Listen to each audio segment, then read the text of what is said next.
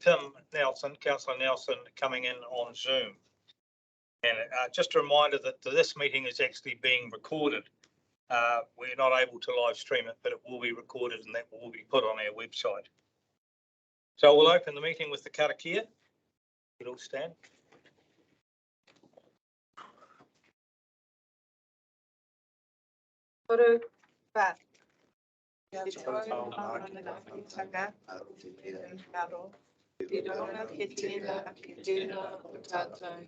Kia mahia, te hua, ma kihikihi, kia toi te pupu, toi te mana, toi te araha, toi te reo Māori, kia tutunu, ka whakamoa ki tēnā, tēnā, huie, tākia.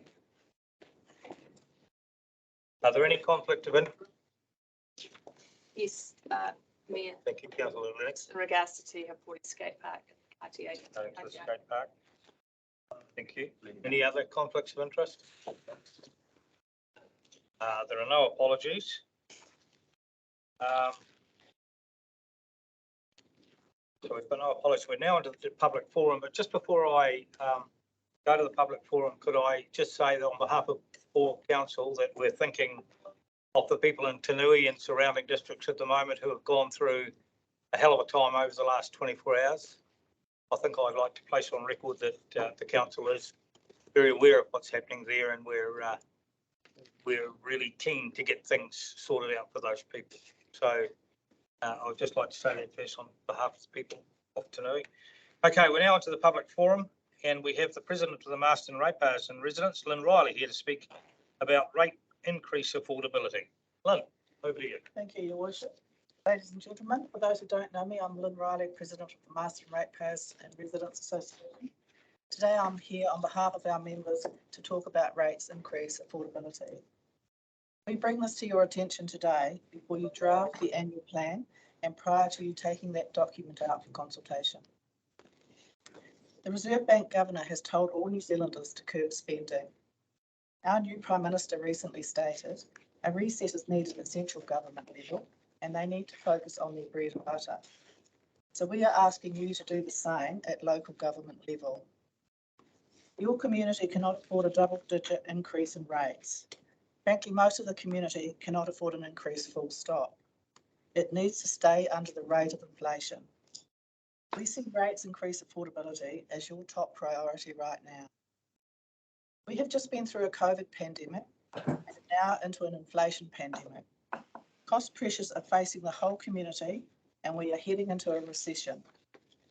The food banks are busier than they have been in years, and we have a fragile economy where house prices are falling and interest rates are rising.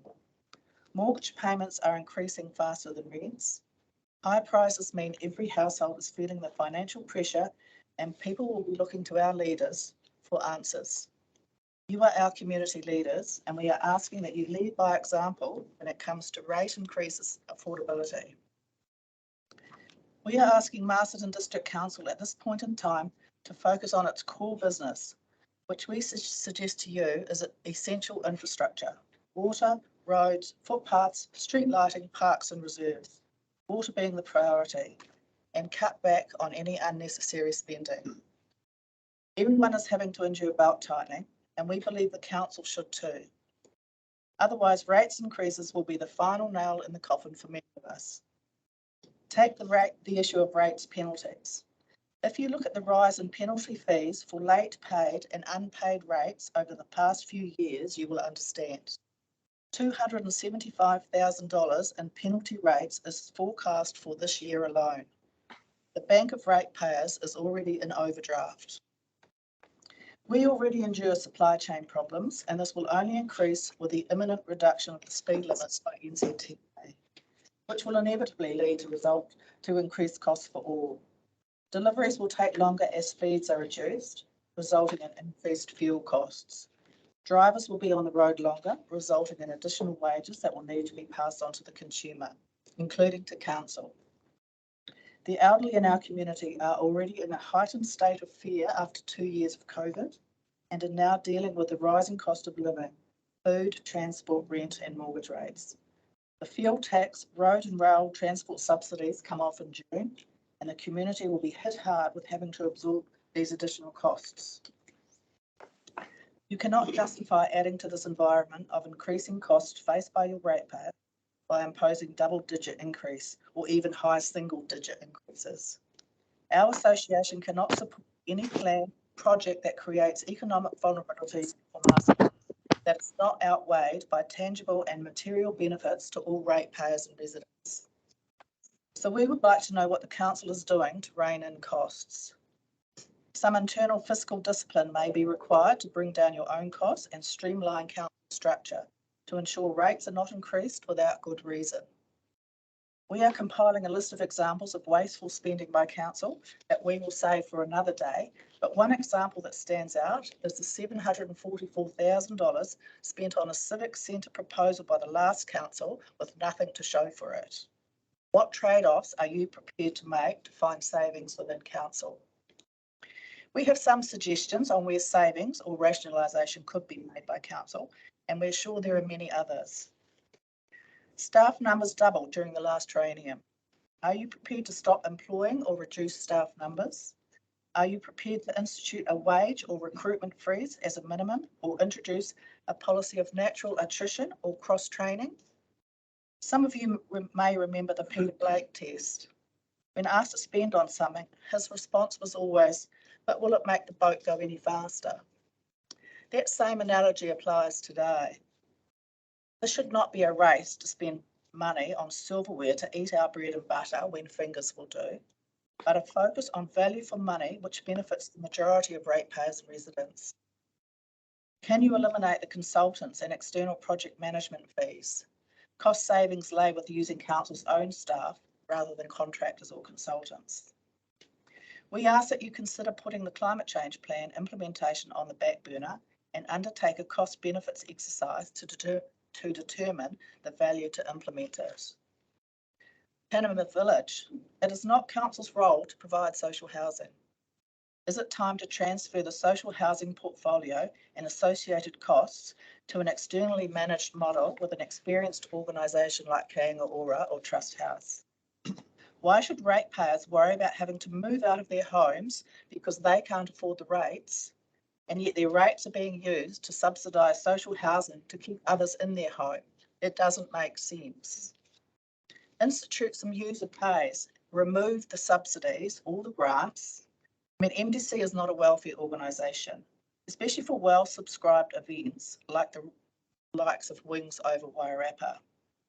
Mara understands Wings do not contribute any funds to council for the use of Hood Aerodrome, but collect large revenue from their sale of tickets.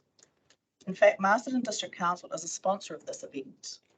Does Carterton and South Wairarapa councils contribute to this regional event because they too benefit from it?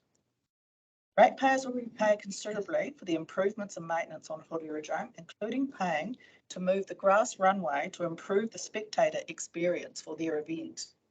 MDC needs to at least cover its annual running costs by charging proportionate levies to lease it. So we'd like to see council apply some user pay charges at Hood in future. What projects are you prepared to see sacrificed in the budget? The $30 million CBD upgrade? This project definitely needs to be put on hold or re-evaluated to deliver something that's more affordable. Hood Aerodrome. This project needs serious reconsideration to eliminate the estimated $7 million plus rate burden. Is an extended runway and additional land purchase really necessary at this time? Reliable sources associated with the aerodrome tell us it is not.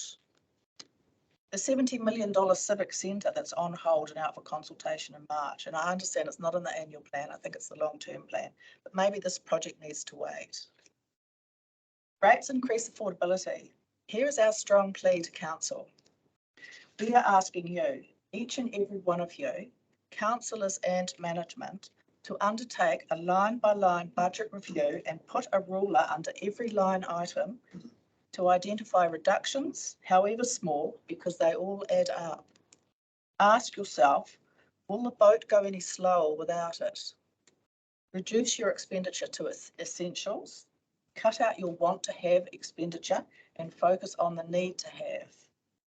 We would like to work with you to get through these tough times, so we have produced a one-page spreadsheet to hand out on the 2022-23 annual plan figures with a comparison from the 17-18 and 2021 OPEX costs alongside where we think savings could be made.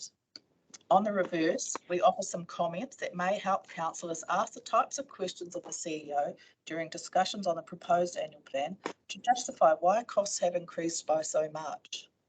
We need to know what action will be taken and what you are doing about it, and how are you putting your house in order first to make any rate increases affordable.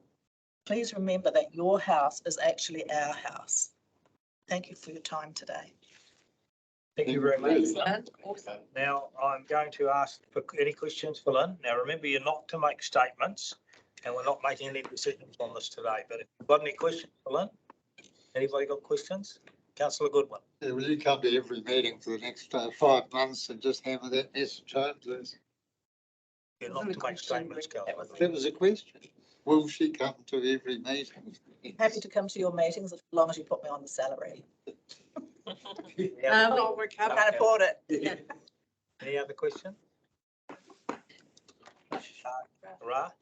The reference that you make to Peter Blake is about his boat going faster. You realise that's the fastest boat in the world, right? Yeah. So do you want us to be the fastest council in the world? No, what we're saying is keep spending money on all sorts of stuff.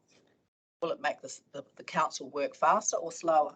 Will it make any difference if you spend another 100,000 on something? Thank you. Any other questions? Marama? Councillor Tutor.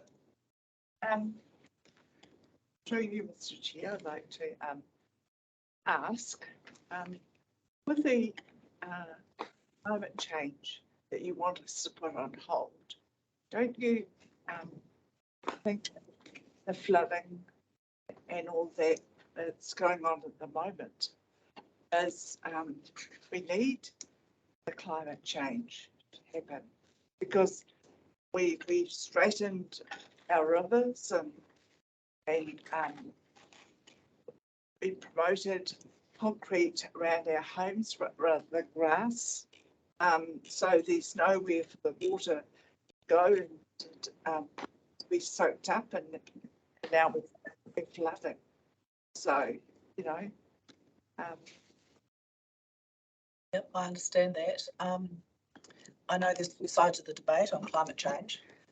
I'm kind of on the side where what can we do about it from Masterton globally? We can't, but the way I see it, or the association sees it, is we would prefer the money from ratepayers to go into infrastructure that deals with the flooding and, you know, building bigger storm pipes, for example, under the ground that will take the flooding away a lot faster than it does now, as opposed to a group of climate change activists or activators sitting in a room contemplating what we might do globally, you know, that result in not a lot of outcomes for the ratepayers, whereas the money should go surely into infrastructure. Just on that, is my understanding that activators being funded from, not from the council, outside sources. Am I correct? The activator is, but you're currently looking for 10 people to join a climate plan implementation group to sit round and decide what Masterton Council should do about it. Oh, that's. I'm talking about that sort of group. Yeah. That's phase 1 of your climate change plan, isn't Of it? the outcome. We're saying put that on hold for now, and instead start building on your infrastructure and your underground pipes, which is the priority for people at Masterton. I suppose we need to ask the officers if the putting the action plan on hold is funded as well. Are you able to answer that? There is money currently. Well, the annual plan has not been finalised, but and that's a discussion for this council about how much money is set aside for project implementation on our climate change action plan. I'm not disagreeing with you. I'm just trying to find out, you know. answer some questions. Yeah, I'm not against climate change. I mean, it's not a good day to bring up climate change over the last few days, obviously. But there's only a finite pool of money. And we're saying that needs to be prioritised into Masterton's infrastructure first by building a dam or building bigger stormwater drains underground or, to get rid of the flooding. Sitting around in a meeting in a climate change group is not going to solve those problems for the people on Colombo Road or down Kurapuni that have sewage on their front porches when it rains.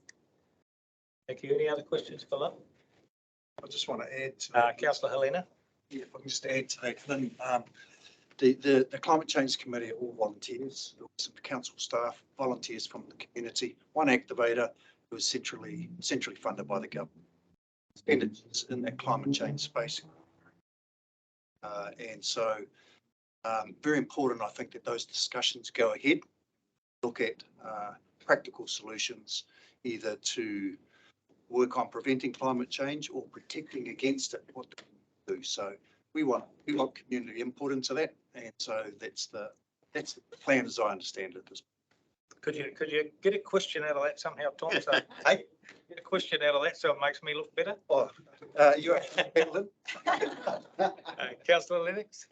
Lynn, thank you. Always a pleasure listening to you represent the Ratepayers Association. Just a question for you though.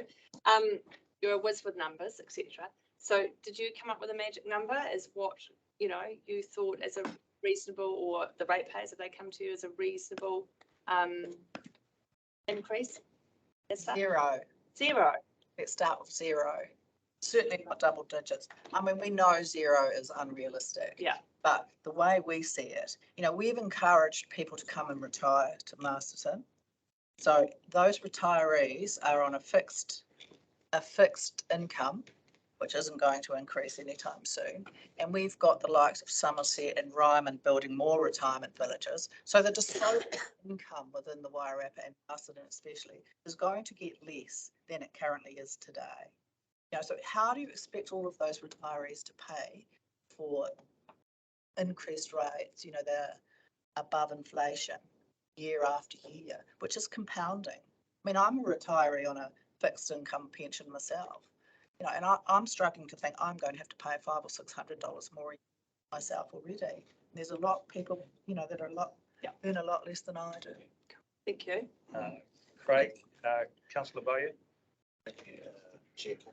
Lynn, once again, I'd just like to reinforce, thank you very much for coming along and speaking to us today and giving us the thoughts from the Rates Association. My question is simply, are we all getting a copy of this, of your? Must be. Oh, sorry, we've got copies of the spreadsheet. Yep.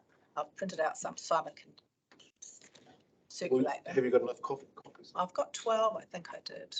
You could photocopy. We might need it. Most of it's coming. Councillor Johnson? Hi, Lynn. Just a question. Are you aware, obviously costs have increased and the current rate of inflation is sitting at 7.4. So where would that sit with your expectation on the rates increases, given that if everyone's had cost increases, so has council? Well, I would like to see it sit under the rate of inflation, obviously. I mean, 7.2 or 7.4 would be the top end, what would be acceptable for us, but it would depend on what you were spending in the budget. And do you think that's realistic, given that council's costs have increased to inflation or more? Well, so have ratepayers and residents. Our costs are astronomical. Food, petrol, rates. Which is the same for everybody. It's the same for everybody. Yeah. But wages haven't gone up as much as inflation. Pensions haven't gone up at all. So how are we expected to buy 7.2%? Everyone's costs, and we have to accept that there will be some pain that we're going to have to endure to. But what we're saying is we just want to see that council have actually looked internally at your own house, that you have made the best savings possible, line by line, cut out what's not necessary and stick to the need to have, and it's a little bit more palatable for us. Thank you. Councillor Goodwin? Oh, no, it's okay. Okay. Thank you for your presentation. Councillor Nelson? Thank you. Hi, Lynn. What are your thoughts on the article in the Times Age today about the Masterton District Council reducing their predicted rates from 18% down to between 4 and 7.2%? Well, when I first read it, I thought there's a bit of spin in there, probably. You know, councils are very good at the spin, or communications teams. It was probably 15 rather than 18 or 19, making it down to the kind of put in the fudge factor of 4 to 7.2. I mean, Masterton are the second highest council for rates in performance. They were first last year, but I think Auckland's now topped them. So, you know, I don't know how they would justify rates increases of more than what inflation is, quite frankly, this year, given they're already paying the highest. But I just think, from what I see, and we've got a lot to learn ourselves. So, you know, we're still learning about the money go round, who pays for what. But Masterton seem to pay for a lot of stuff that Wairarapa-wide benefit from. And, you know, do we go to Masterton and South Wairarapa and ask them to contribute to some of the venues and events here? Even the town hall, you know, they will benefit from that, from the accommodation providers and the restaurants that will get used when we do have events here, just like Wings over Wairarapa. You know, they're very good beneficiaries of it, but do they contribute to the cost of it? I'm just saying it needs to be proportionally, fairly, you know, rates across the board to everybody in the Wairarapa, not just Masterton, because there's only 9,500 of us. Thank you. Thank you, Lynn. Any further questions? No further questions, Lynn. Thank you very much for your address, and I'm sure that the councillors will take it on board as we go through our annual plan process. Thank you very much. I appreciate your time. Thanks, Lynn. Thank you, Lynn.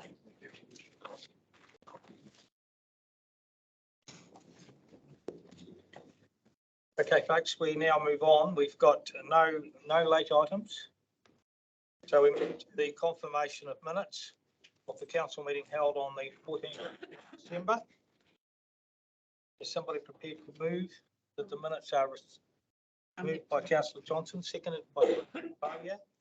Any discussion?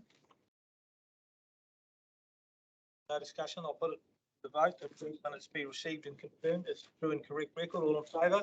Aye. Thank you. We then go to page 77.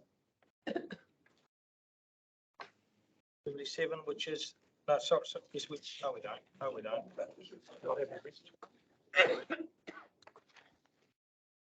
Thanks.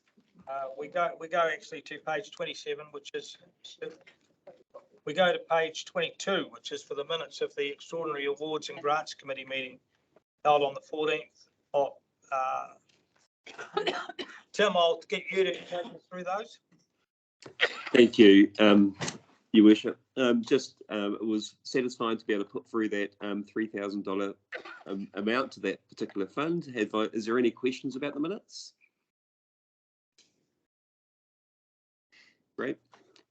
No questions, Tim. Thank you. And do I have a seconder or some of the? Seconded by Councillor Bowyer. So I'll put the motion, Tim. Thank you. That the minutes of the Extraordinary Awards and Grants Committee meeting be received and confirmed as a true and correct record. We've got a mover and a second. All in favour? Aye. Thank you. Thank you. We then go to page 27, which is the minutes of the Infrastructure and Services Committee meeting held on 8th of February, and I'll ask Councillor Holmes to take us through that. Thank you, Your Worship. I suppose the easiest thing to do is to move that this be taken as read. Are there any questions to me or any of the officers? Yes. Councillor Goodwin. I just had a query. There was mentioned down there the Waka play trailer. They were going to tell us how often that was used. And yeah, no, that was it. Oh, the speed bylaws. Not no. So yeah, just that query. When will they answer that? How often that play trailer is used? I can take that question, Councillor. So I got those stats through, I think it was yesterday, and have been sent to Harriet today, and they will be circulated out to councillors. Cool. Any other questions? I'd just like to reiterate the few words that I said after the meeting the other day about, certainly about where permits and buildings are allowed to be built. And I've got photos here of flooding yesterday out towards Nui and things like that. And I think we have a major problem. It was in the press yesterday, which was appropriate. But the other thing I did mention, and I'd like to bring it up again, and hopefully we can work with Greater Wellington, who are hosting it today, is the use of the metal out of the rivers. We could take the metal out of the rivers for our use, and we help them out, and they help us out. So if there's nothing else to be discussed at the infrastructure meeting, I'd like to move the meeting. Thank you, Doug. Councillor Holmes moved, seconded by Councillor Goodwin. Mike, do you want to have a question? I'll second it, but I did just have a query. David's mentioned before, and lots of people around the country are, when will we have a closer look at where we allow houses to be built into flooding areas? It's a bit of a hot topic around the country, and just would like. Very valid question. We'll certainly get organised with the building department. Well, no, that's a district plan. Yeah. That's very much part of the district plan deliberations that are going on right now. Yeah. Thank you.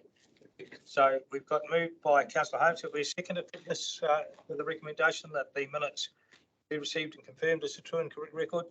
Seconded by Councillor Goodwin. All in favour, please say aye. Aye. Against? Thank you. Passed.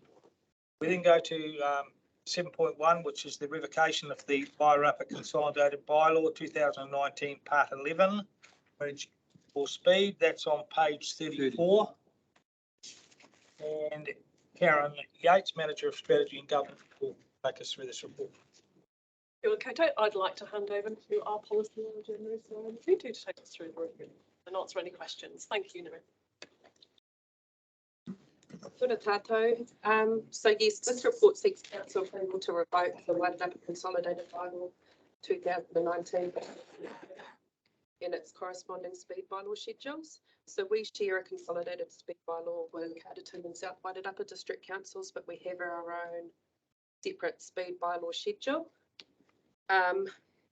There's been legislative changes that have been made with the 2022 rule, which effectively replaces our council speed law.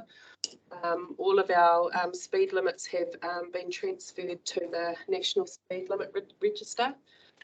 So we're now asking the councils to revoke the speed law. Then we'll be using the National Speed Limit Register for our speeds and then our speed management plan. This report's already gone through South Wairarapa District Council last week and it was revoked. Masterton is being heard today. Thank you, Marissa. Are there any questions on the report? Councillor Bowyer, Councillor Goodwin, Councillor Helena. I actually just have, thank you. I just have a little issue in the executive summary where it talks about the NSLR as an online register, which is a GSM that provides a single source of truth for speed limits. I have a bit of an issue with being told that there is a single source of truth for any speed limits. I thought that was still up for consultation and review. Yeah, Marissa, you want to answer that? I can answer that. That transfer process was decided by government last year. That is a register of all current speed limits that the police enforce, and now it's on a national register. What you're referring to is potential changes to that. Those are very much up for public discussion. We are about to embark on a process of reviewing our speed limits on our local roads, and that will be consulted on. Ultimately, that will land in a regional speed framework, or which will then be adopted on this register. So there's a work in progress, but the current register is a register of existing speed limits. Councillor Goodwin. Just I'd like to query the significance, engagement and consultation explanation. It says under financial considerations that there are no budgetary implications. There are no staff resourcing implications from revoking the bylaw. I suppose if it's one less bylaw, if it's a mandate going the other way, isn't it? So it's possibly a little less staff resource needed. But the main one is no budgetary implication. I do believe that if you're slowing traffic speeds down, there is a financial cost to the efficiency. It's not very many years ago, actually, when a cost benefit analysis spoke of travel time. For some strange reason, it seems to have vanished from the dialogue, but it's very much still alive, in my view, and it should. The other point, I did send an email around because for me, this decision should be made, all three district councils. I think it'd be messy if one goes one way and another goes another way. We should be talking about this together, and I can't see that it's particularly urgent. So my request is, can we not take this to, I think it's the policy working group, which is next on our agenda. This is exactly the sort of thing that they could raise with the other two councils, so that at least we have a unified discussion on it. Councillor Goodall, I can just, if I could just get in there, we did with the two mayors formal discussions this week, and both South Wairarapa and Carlton are revoking this bylaw. They're doing exactly what we're being asked to do. Just, I can answer a little bit of that. It's just clarifications. This particular report is not reducing speed limits. And it's not aligning speed limits across the region or anything. Really revoking our bylaws, recognising that there's a central register which the police use for their enforcement. So the discussion you're referring to is a hot topic, and it will come up about reducing speed limits and the implications of that. That is not what this paper is about. The financial considerations, saying that we are still responsible for making speed limit recommendations as a council. In a sense, we've got even more work to do in setting safer speeds and evaluating the process. So that, again, that is work that will be coming through our speed limit consultation that is upcoming. I suppose I just... And so all this is purely a mechanical revocation of existing, recognising that there's a central register, which is what the police use for speed limit. But by us revoking it, I thought that very clearly is us handing over the... No, we're still being charged with developing our speed management plan and speed limits for us. So we no longer have, this council no longer has the ability to set the bylaw, but this council has the ability to recommend speed limits to the regional authority. That's the framework of the structure that's now in place that we have to work to. And the decision making will be made by them. By the regional group, yes. Based on the recommendations that this council group. It's where it's a fine line, I suppose, but that's where I see a bit of a slippery slope, and my prediction is this will lead to more speed reductions in Masterton, and that has a cost. Thank you, Councillor Helena. Yeah, I think my question's been partially answered, but my question is this: if we choose not to revoke this bylaw, my understanding of it is that we will exert more control over setting our own speed limits, as opposed to the ability to make recommendations. Is that? No, that won't be the case, because the National Register will be the one source of truth. And so that is what will be the speed limit. But revoking this allows that National Register. No, that's already in place. So revoking this then allows what? It's our legislation is, the bylaw is no longer the Redundant. the tool for identifying what speed limits are around our district. Okay. It is now the central register. That power was taken away by the Ministry of Transport. Okay, so that power's already been taken away and all we can do now is recommend whether we revoke this or not. Thank you. Sorry, yes, so this report, and I should have said it earlier, is really procedural in nature.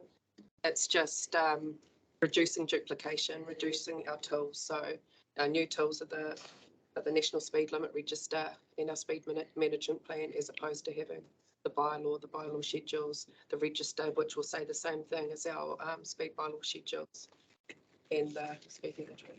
Thank you. Councillor Coles, then Councillor Holmes. Just further to Councillor Goodwin's conversation, the issue of speeds on roads is a topic for all three councils, and I think that you'll find it's more than likely on the agenda at the next combined council meeting. Councillor Holmes. I just think that while the emphasis is on speed here in our county roads, I think we need to assess weight loads on the roads. So these trucks are getting bigger and bigger, and our infrastructure, a lot of the roads that these big logging trucks are on, a lot of those were developed for 20-ton trucks, and now there's 50 and 60-ton trucks on them. So we might have to look at classifying roads just like we classify bridges. Just a thought. Any other questions? Councillor Goodwin. I suppose it's back to those recommendations and the officer's recommendation point 2, which is if we don't approve revoking the consolidated bylaw, it doesn't actually mention that they will set the limits. It just says we will have to maintain 2 instruments for speed limit. I don't quite understand that.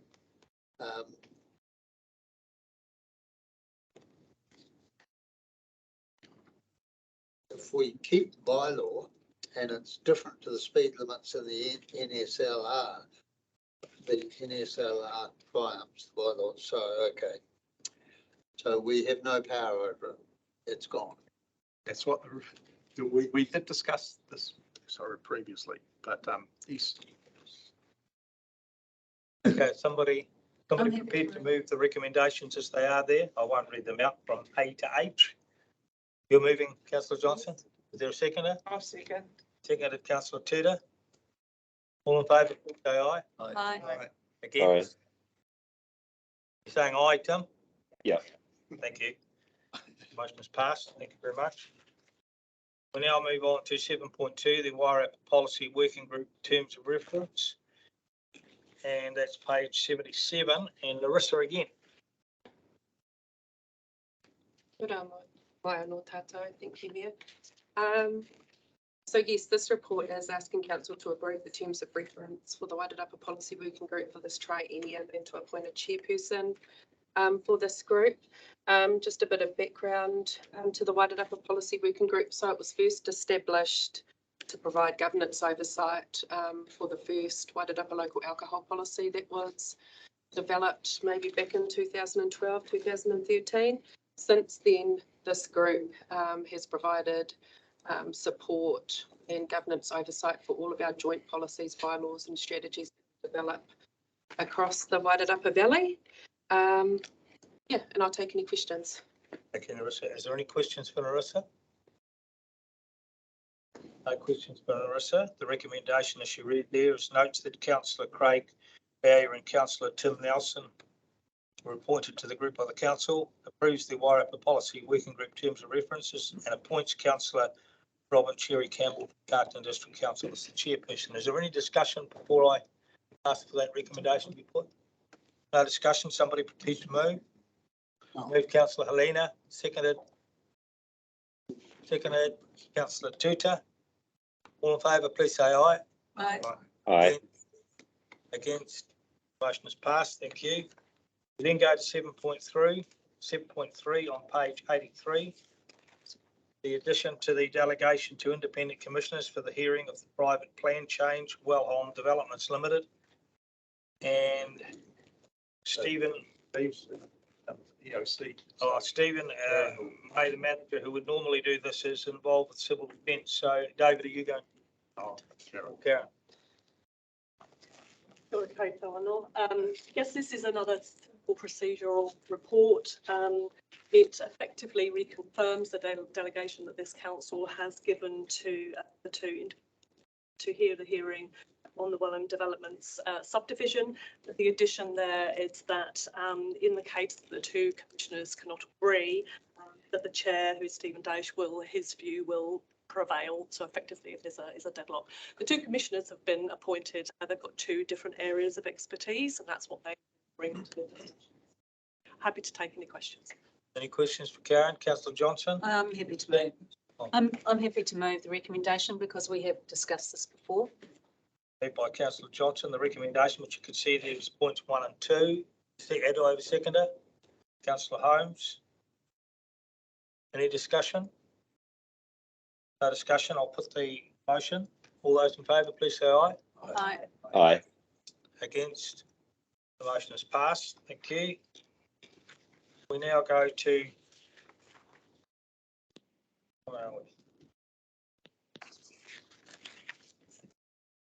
7.4, which is the Transport Choices Project on page 85. And this has been, who's doing this one? Philip. Yeah, again, Philip is in the EOC. I'm part of the emergency response, so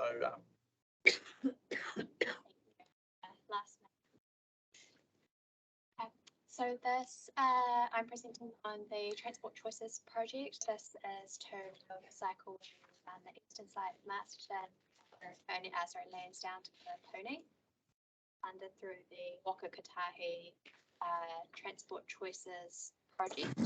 The paper is presented before you. It shows that we are seeking approval to progress with this project and to appoint councillors Nelson and Helena as community champions, if you will, for the project to support it.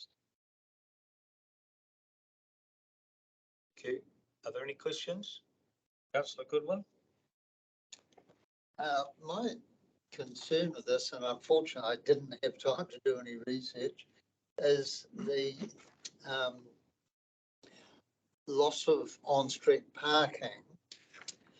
And I did wonder if, especially down that portion of Colombo Road that we're talking about, the houses there probably have less garages, a lot of places in Masterton.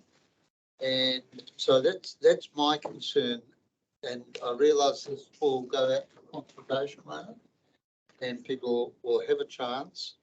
But yeah, the Herbert Street and Colombo Road parking, street parking issues are my concern. And I did wonder that part of the cycleway, is it two ways on one side of the street down by, say, the men's shed and all that area, which I applaud because it always seems sadly extravagant to have two lanes, one going one way and one the other, take up a lot of space for not a lot of bikes. So does that all down from Lakeview down to the bridge, is that on one side of the road? So the current scope of the project is from the netball courts through to the Karapuni shops. There's some work's already been undertaken, I understand, from above, beyond the netball courts. We don't yet have a detailed design of what this is going to look like. We have a high level route that we need to do some more work to develop to look at what will be to side of the road the cycleway will be, where we'll share footpaths, where car parks may need to be removed, but none of that has been agreed or planned yet. Any further questions? Councillor Holmes? Yeah, it's just not I actually completely agree with you, Councillor Goodwin. I've driven down there and the amount of car parks that are taken out of action are going to be horrendous. You're just past the east side dairy and those little shops there. You've got the dancing hall where the kids go dancing, and there's various other big buildings down there. And I just think that the car parks I'm all for a cycleway somewhere, and I know it's not easy to do it without taking parking away, but I think we need to look at the parking. We certainly have to take it very seriously. Thank you, The Councillor. damage it's going to cause. I think it is worthy to note that that's another discussion, that all we're looking to do today is to really approve the commencement of the project. It's fine. Rather than go into the actual details, and to appoint Councillor Nelson and Helena as the community champions for the project. That's really basically. Councillor Johnson. I think we need to appreciate too that funding has been provided for this project. This is just at the initial stage of who's going to be the contacts from the council point of view, and then the business case and the feasibility and the plan will be follow on from there in consultation with the community. So I think we need to let it run its course and look forward to the information that comes back. Thank you, Councillor Johnson. Councillor Helena. Thank you, Mr. Mayor. Fully support the investigation of this report and this project. Fully support the encouragement of more cycling in town, but take the point that that the loss of parking could be an issue for citizens and people who use some of those facilities in Colombo Road. Just wanted to, part of this is not accurate in my head, and I'd just like that changed. My understanding of my role in this was as a replacement for Councillor Nelson while he's on sabbatical. So I'm very new to this. I'm very reluctant to call myself a champion of this project, and certainly Councillor Nelson is, and I don't want to steal his thunder, and I will only be involved while he's on sabbatical, is my understanding. So if we could have the wording changed to reflect that, that'd be appreciated.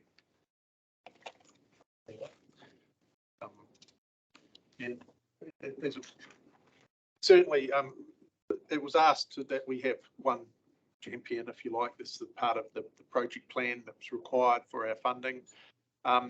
Councillor Nelson is away for a period, but when the rubber hits the road, yeah, it will be, he will be back on it. But certainly we can reflect that you are here to support him while he's not available. Thank you. We just won't call you champ, Thank Councillor. you. Hurrah. Yes, No expectations. Deputy champ. And kind of the champions of New Zealand, one famous person to step in was a man named Stephen Donald. And he ended up being a world champion. And so I've got every confidence in the replacements to take the role of community champion.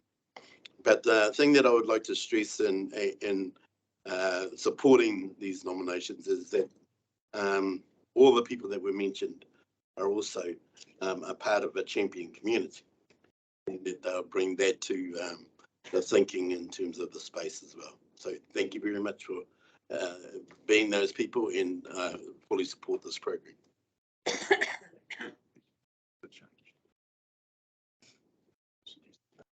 Okay. We will therefore, Tom, we will make a change to that resolution.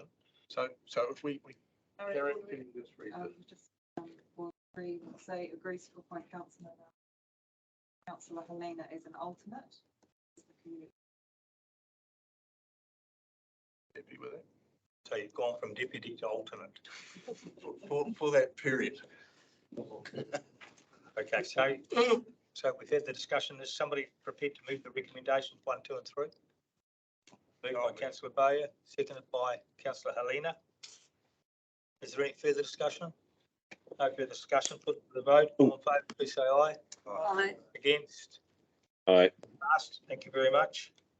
We now move to 7.5 skate park Kaitiaka funding on page 104. 7. And over to Corin. Your worship, councillors, I'll take the paper as read. So just to note, after the establishment of the skate park last year, there was a community meeting which was called, which came from the park and a community desire to do some activity change the dynamic of the park and improve the safety there. So through that, council provided some presents down at the park. That was under the previous council, and we've come into this period, and we're at a point where we won't have any presence there. Bring this conversation to council, and offer the opportunity to consider whether council wanted to continue to invest in that presence at the park. And I'll open questions. Thank you, Corin. Are there any questions for Corin? Councillor Lennox, then Councillor Johnson. Am I allowed to speak to this or not? No, sorry. Not at all. You to leave. I actually have to physically remove myself. Take the. Oh, Councillor Johnson. I support the role. I think it's great idea and it's been working well, but I also understand there are other funding opportunities for this role, and I prefer that council explore those first. There's currently part of this role is being funded by another community provider, and I'd like to explore that it's a cost that's not a council cost before we make a decision on it. Councillor Goodwin. I'd like to support what Councillor Johnson's saying, sort of in light of the conversation that went through my head an hour or two back. I think this would, that direction more appropriate. Councillor Helena.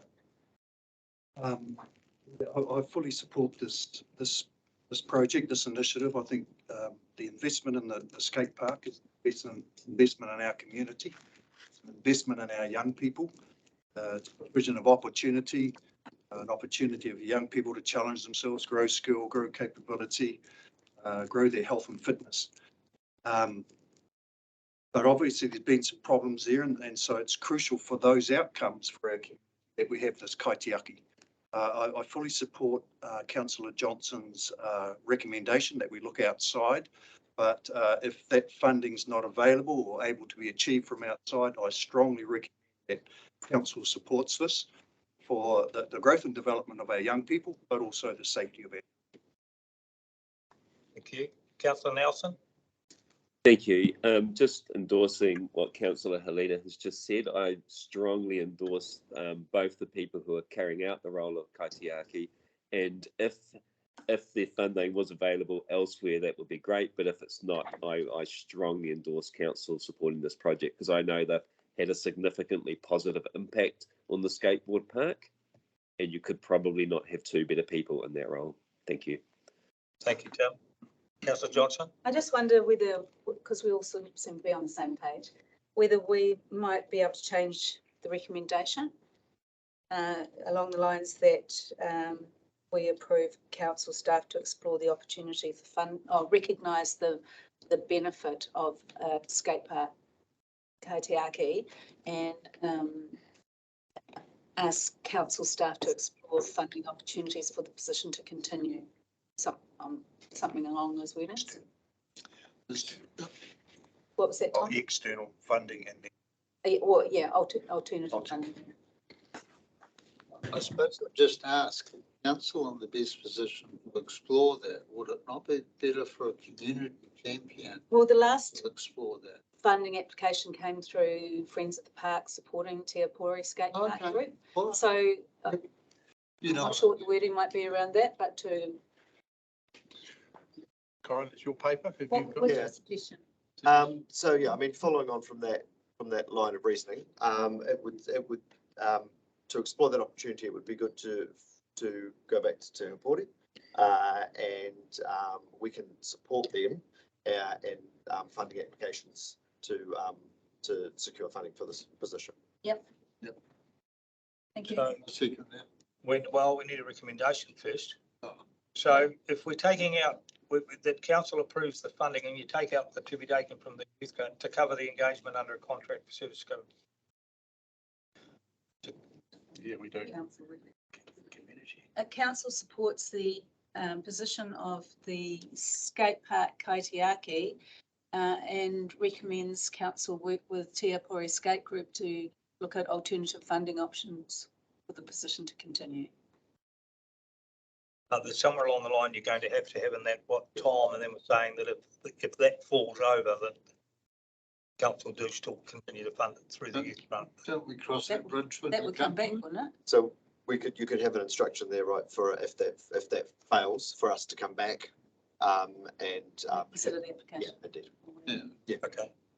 because you can't put us there as an underwriter and fund it, would.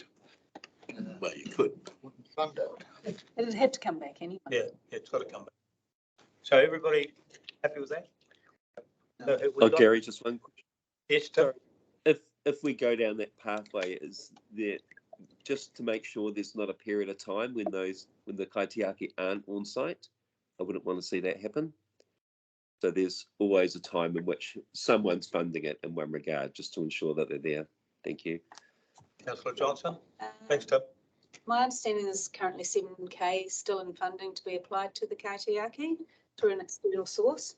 So that would be sufficient funds in the meantime while we reach an outcome. Thank you. Yep. Yep, that's accurate. Okay, have we got a recommendation, Harriet? That council supports the role of the state kaitiaki and requests staff work with Te Haki Skate Park to explore any opportunities for external funding for the position and report back to council should that funding not be successful. Happy with that, Councillor Johnson? I am. Councillor Goodwin, second. Yes, I suppose what's the quantum of money? Or, It was 32,000 for the full year, which we've queried as well. yeah, it is worth saying that it's not far off the cost of a couple of portaloos. Thank you, Councillor Goodwin. So moved by Councillor Johnson, seconded by Councillor Goodwin. Any further discussion? No further discussion. I'll put the motion. All in favour, please say aye. Aye. Against? Aye. Motion is passed. We now then go to 7.6, which is the notice of motion for Queensland planning on page 107. I'll hand over to Councillor Goodwin to speak to the motion. The way this will work, Brent, is that you will speak to the motion. We'll then ask if there's any questions, and then you can get to move your motion, okay? So if you'd like to speak to your motion now. I've taken quite a few of you walked up the street with me and seen the issue of the unplanted plots. And this is the way to advance this. And if anyone's got any queries, please ask. Any questions for Councillor Goodwin? Thanks, Gary. Here's Councillor Nelson. Sorry. Thank you, Worship. I just love the idea of this, $5,000. We look at our Queen Street upgrade. I think this will have a significant impact on the way our main street looks. So thank you, Councillor Goodwin, for the work you've done and your ideas in this area. Thank you, Councillor Johnson. I actually liken this a little bit to putting lipstick on a pig. I really don't see the need to do that. I personally, I think the structures are dated and the past use by date, and I'd rather we revisited our CBD revamp plans with a view to the future and made a decision on what we're going to do there, rather than just ropping something up. Thank you. Any further? So, Councillor Goodwin, you will move your notice of motion. I will, but first I'll just respond to Councillor Johnson.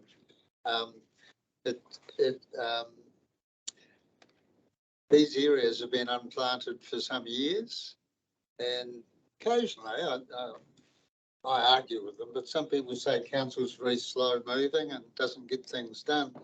And no one can guarantee what's happening in the TBD and what the time frame is. We all know how projects can suffer, and I just can't see the sense in not planting this out so that at least we have some more green cover and it looks vaguely like it was meant to, but it's been allowed to slide over all these years. And so, yeah, I just think it's important to not pause everything while we wait for council to decide what they're going to do there. And $5,000 is a little bit better than the 35.5 million. proposal. Councillor, So you will move your motion. I'll move the motion. Do we have a seconder to the motion? Yes. Seconded by Councillor Nelson. We'll now move into discussion. Councillor Lennox. Thank you, Mayor and Brent, for your motion. I just like two questions. Is there not money already in our budget to buy plants and things like that for the town? Like, surely we must have a plant budget, so I don't know why we need to add. We've got a maintenance budget, but again, the decision was made by the council to defer any upgrades, which this is effectively an upgrade, Okay. until the new BBD project. Okay. So this is a decision saying, well, let's plant this, and it has some implications which we'll report back on. So would this just be opening up that budget again that we put on? No, we'd have to find some more money. Find some more, okay. And thank you. No, that was all. Yep. Any Sorry, can I get a copy of that deferral by the last council? I must admit, at some stage, I would like to see it. Yeah, it's the LTP document. Because it was, and the minutes of the meetings associated with the LTP. Because that was the LTP decision to defer I just want to see, I'd just like to see the decision made by councillors to not plant it out. Yep. Or reduce its level of service or however. I just might need a bit of help from you to. Again, it was in the LTP document. That was the discussion that we had. Let's defer any more investment in the CBD for 3 years. You see, I would argue that this is an investment we're talking about. This is, well, it was maintenance. When does maintenance become investment? You know, if you leave it long enough, your maintenance turns into investment. But can you understand the frustration of when there's a plant dies, you put another one. If some vandals went and ripped it out of lots of places in our town, I've got a funny feeling those plants would be replaced without it going through council. Right, thank you, Councillor Goodwin. Is there any further discussion? Councillor Helena. Yeah, my views are, I think it's going to be a while before we decide around the CBD and potentially that might not be what was originally planned. I think we owe it to our retailers to maintain a good looking aesthetic space. And I think if we put some plants in there and that's going to add to that space, I think it will be good for the town, good for retailers.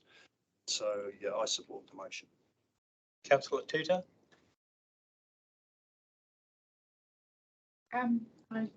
Thank you. Yeah. I just want to ask Brent, is he looking at this planting in place of the 35 million, did you say, upgrade? No, that decision is some way away. I think it's an LTP issue. And who knows what will come out of that. I'll be optimistic that it's not going to be quite that much money, but this is to do something now so that we don't have to maybe go through another 3 years or who knows how long, 5 years of looking at holes in the ground where plants flourish. Thank you. Any further discussion? Councillor Holmes. The only thing I can say is that if they're planted now, as long as they're a conifer, they can be replanted when we do the upgrade, which we don't know when it's going to be. Anyway, if they're left there, they may be a part of the upgrade anyway. So I support it to that extent, as long as they're not conifers, because you cannot move a conifer. I promise you I won't let them put pine trees down. Okay, we're now at the stage where we've got a motion that officers report to the Infrastructure and Services Committee on the 15th of March on a proposed project scope with timelines to spend $5,000 to increase the vegetation cover in Queen Street to cover the green metal street furniture in the Masterton CBD. It's been moved by Brent, but Councillor Goodwin, seconded by Councillor Nelson. All in favour, please say aye. Aye. Aye. Against? Motion is carried. We now move to the 8.1, which is the Chief Executive's report, page 109. Yes, well, my staff put together quite a detailed report. I'll take it as read, and any questions we'll be able to address. Right, any questions? Councillor Lennox. Yes, I had one question. Oh, sorry. Please, thank you, Mayor. I had one question, and that was around the community activator. I see that obviously the funding, we've got that for 3 years. What will then happen to that role after 3 years? When they're employed, will it be a contract 3-year term? They won't. It's the climate activator, isn't it? Climate activator, sorry. Sorry, yeah. Climate activator. It's the climate. Not the community activator. Yeah. So many activators. Yeah. Climate, yes, Yes, that's so the one. we're clear in the job description and the information that went out, it is for a 3-year. So it is very much a constant position. Yeah. Need to be considered further down the track. Councillor Johnson. Yeah, I've just got 2 questions. Page 115, we talk about a piece of art being commissioned for the Wairarapa Archive. At whose expense would be my question. And the second question is around page 116, which is about the Trust House Recreation business case. I'm just wondering what the time frame for completion of that will be. Thank you. Councillor, so the artwork is part of the project expense for the establishment of the archive. I haven't got the figure here, but I can get that for you. So that's included in the project expense. I'd love to see that. That might be a topic for the discussion. And in terms of the Trust House Recreation Centre, so that's contingent on, so that's the funding from the Better Off. So we don't have a timeline for that piece of work yet. No engagement's been made to actually start that piece. Can I just finish on that? Yes, yes. Yeah, my reason for that is that I know that's funded by the Better Off funding for the Three Waters, which also has a time frame on it with regards to when the money has to be spent by, but also too, the results of that business case will feed into our discussions with regards to better utilising our assets for the community, and which is part of that work stemming from the Civic Centre, which where we're looking at the rec centre, the pools, Civic Centre, Town Hall, Library. So to my mind, that's a fundamental piece of information that marries all that together as well. Cool, agree. Councillor Turner. I'm sorry, oh, thank you, Mayor. I'm sorry, I can't find the page, but there's something about the treaty. The settlement groups, I think we need to name them correctly. As Wairarapa Tamaki Nui Haru.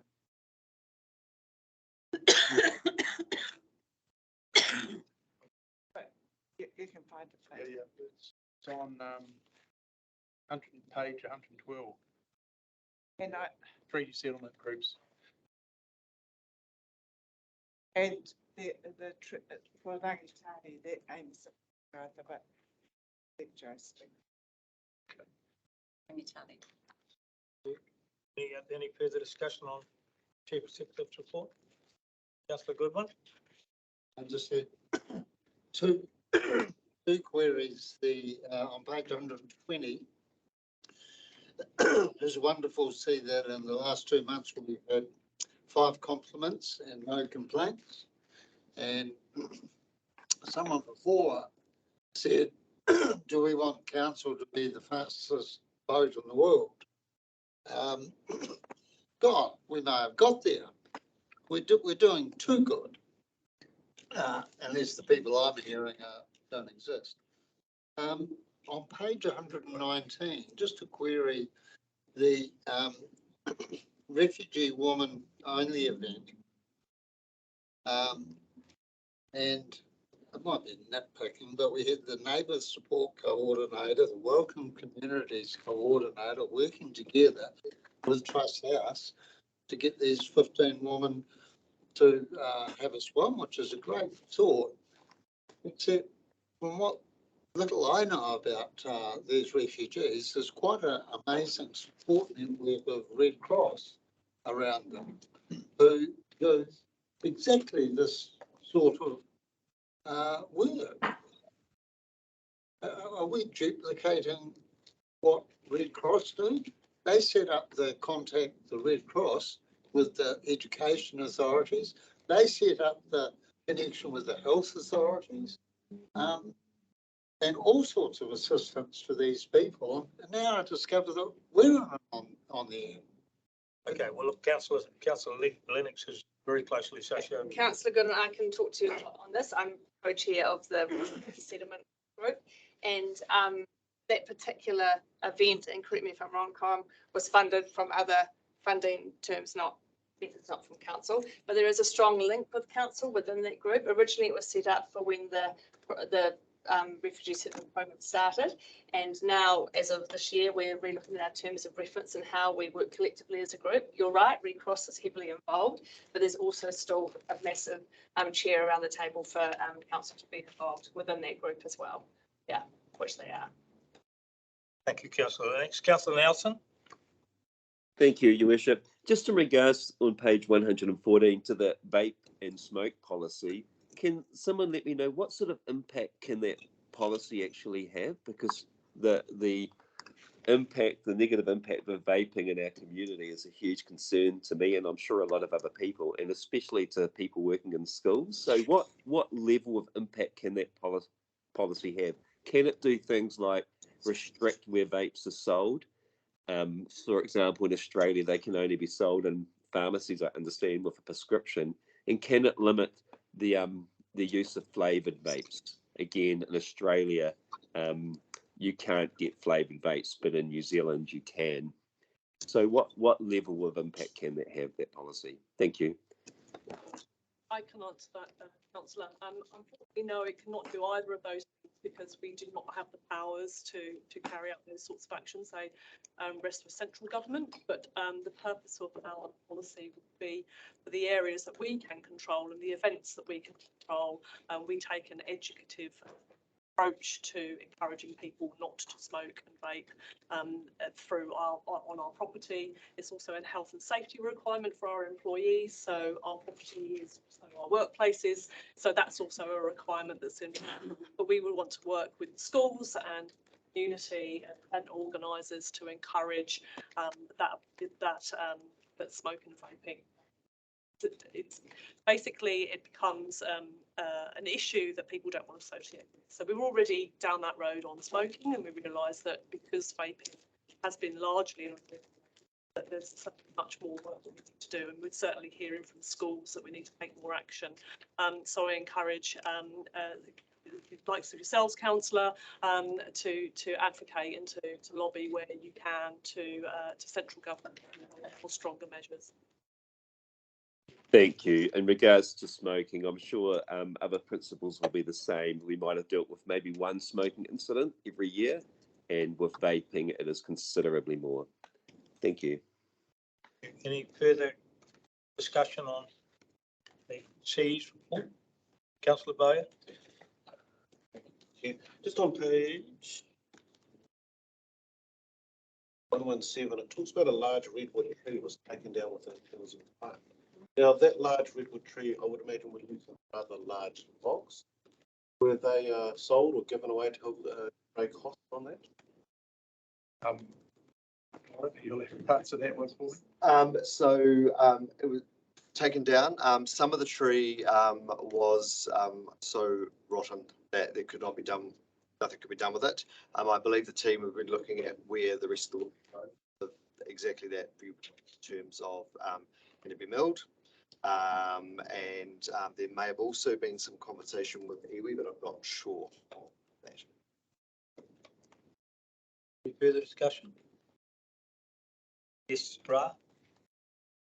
Kia ora. I'm not too sure that iwi are too impressed by redwoods or sequoias, but we'll take any native ones that you want to offer us. In terms of the compliments, I'd just like to commend our staff in terms of the compliments. If it makes us go faster, we must be doing better. One of the things I'd say in terms of the compliments is that it's a bit of a response in terms of the work that we do and the responsibility that we have. Thank you. Thank you. Thank you, Ra. Any further discussion? Okay, will somebody move that the council receives the Chiefs Executive's report? Move Councillor Johnson, seconded Councillor Goodwin. All in favour, please say aye. Aye. Against? Aye. No, it is carried. Okay, we then move to the mayoral verbal report. I've got two or three things here I'd like to mention. First of all, I'd like to pay a special tribute to the many staff who have been involved with Cyclone Gabrielle and what she's thrown over the past couple of days. Our level of preparedness here was absolutely outstanding and certainly makes me confident as we head into a future where major weather events seem almost likely to become the norm rather than the exception, that we've got it pretty well sussed. So a big thanks to Stephen May and his team. I think they did a terrific job. The formation of a retailers group to support our business against criminal acts is virtually complete. A good number of retailers have indicated an interest to be part of that group, which is also including representatives from the police, council and the wider community. The intention is to have that group run by the retailers themselves once it is up and running. The formation of a community leadership group which will explore the more wider social issues we have here in Masterton is also nearing completion. Tomorrow we've got a meeting which will be attended by Police, Oranga Tamariki, which is the Ministry of Children, MSD, Ministry of Ed, and the two iwi. They'll all come round a table and we will be involved in discussions then. The idea being that the first meeting will be mainly to set a platform. We will then form a group which will go more seriously into looking into how we tackle the social issues that are happening in our area. I've been very pleased with the public response to the mayoral drop-in sessions held at the Queen Street offices on Thursdays, and I must thank the councillors who have joined me there. It's proving to be a great way to connect to the community, and I'm finding that many of the community actually prefer the face-to-face approach rather than engaging through social media or by email.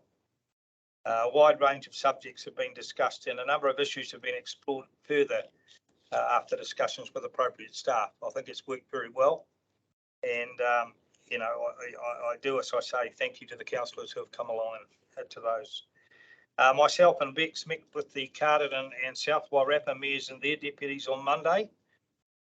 These informal meetings are going to happen on a regular basis as we look to build a stronger working relationship between the three councils. As a result of the latest meeting, a strongly worded letter is to be sent to Boka Katahi regarding the impact time-wise the roadworks between Masterton and Carterton are having on our essential services such as the fire service and ambulance. We've had discussions with the fire services saying that they're being held up quite considerably by those roadworks and that it is quite dangerous. It could have a dangerous effect. So we're asking Waka Katahi to look into that, and we're also asking our CEs to start a conversation over how our three councils could possibly start working closely, more closely together in a large number of areas. I've also kept in regular contact with the ratepayer associations in Masterton, Riversdale Beach and Castle Point, and I'm extremely impressed by the work that all three of them are doing to ensure any relevant issues they have are raised with council. And on the national front, I guess the big thing is the uncertainty still over the three waters. We were part of the Communities for Local Democracy mayoral declaration, which pressed the government to implement the alternatives they have been proposing. And I guess everybody is now waiting with bated breath for the new Prime Minister to tell us whether the government is intent on pushing ahead with its current plans or whether it's going to tweak or change certain parts of it, or actually to even close things down completely. So Three Waters is still a work in progress for sure. So that's it from me. I will move my verbal report. Is there a second? A second by Brent. Any discussion? Councillor Goodwin. I just wondered if the public meeting, there's probably half a dozen issues or more sometimes comes out of each one. And I don't want to make any work for staff, but I just wonder, is it possible to say, well, that's Stephen, you know, David, that's so and so. And at what point do we know that something's been done? Because it'd be easy, especially after a few weeks, to, I can't remember what happened back then, and these things could get lost. I can say absolutely adamantly that I've taken a number of points up with staff and they've been addressed immediately. Yep. And there is a post going on social media tonight, which you'll find that one of the people who come to see us, and Elle, she is just so wrapped with the fact that. Okay, but as long as things have you're the gone best one down the to track. do it, Yeah, rather no, than it's us, being done, you're okay. and the that's staff cool. have been brilliant. I've got a couple of tellings off from them, but apart from that. So it's been moved and seconded. All in favour, please say aye. Aye. Oh, Councillor Johnson. Thanks, Your Worship. One of the things that came up at the mayoral meeting, which I just want to raise, which Corin may be able to help me out with his area, is Martin Borough Fair contacted their local council because they used to have a waste service that was provided by Non-Stop Solutions in Wellington with red and green bins for the waste of the Martin Borough Fair, but they have now said they'll no longer be working in the Wairapa area because it's proving uneconomical for them to come over the hill. And so that service will no longer be available. So to my mind, that's probably there's an opportunity or a problem for a lot of our event organisers. And they said Wairapa Environmental doesn't provide the full service. So Martin Borough Fair were inquiring as to who do they contact, where do they go, what do they do? So I thought from your role as community facilities and open spaces, maybe there's an opportunity to put a list together of waste or event providers that could assist and give that to Destination Wairapa or something like that. So, yeah, I mean, so Ella's working absolutely in that space, and that's one of the things that she's doing around all the events and that, so we can bring that information together. And that's three councils' opportunity as well. Thank you. Councillor Lang? I was just going to add on to that. Isn't that what that guy Corey Field's doing? Not Coreyfield, he's an actor. Cody. Yeah. So that is part of Cody's role, yes, but also we've got that waste minimisation piece, Yeah. but also as part of what we're doing every day in terms of both supporting community events and running our own, we're also having to do that just as part of our business operation. Yeah. Any further? Okay, I've had a mover and a seconder for the report. All in favour, please say aye. Against? Aye. Motion is carried. We now move into the public excluded part of the meeting, which is just basically to confirm the minutes of the council meeting on the public excluded on the 4th of December. So I would like somebody to move that we move into the public excluded, moved by Councillor Holmes, seconded by Councillor Helena. Favour, please say aye. Aye. Against? Thank you. I think we'll go straight into it. We'll go straight into the public excluded side of things, which is to. Just one moment. Oh, sorry. Sorry, we just need to.